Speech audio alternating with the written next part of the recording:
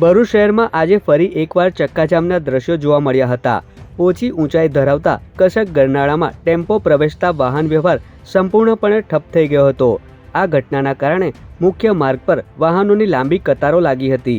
Delhi Mumbai એક્સપ્રેસવેને national highway 48 સાથે જોડતો દહેજ બાયપાસ રોડ હાલ અંશતઃ બંધ હોવાના કારણે આ ઓલ્ટરનેટ રૂટ પર ભારે વાહનોના પ્રવેશથી વારંવાર ટ્રાફિક જામની સ્થિતિ સર્જાઈ રહી છે। આજની ઘટનામાં એમ્બ્યુલન્સ સહિતના અનેક વાહનો ગરનાળામાં બંને છેડે ફસાઈ ગયા હતા। ટ્રાફિક જામના કારણે મુસાફરોને લાંબા સમય સુધી મુશ્કેલીનો સામનો કરવો પડ્યો હતો। તો બીજી તરફ બનાવની જાણ થતાં જ ટ્રાફિક પોલીસ કાફલો તાત્કાલિક ઘટના સ્થળે દોડી આવ્યો હતો।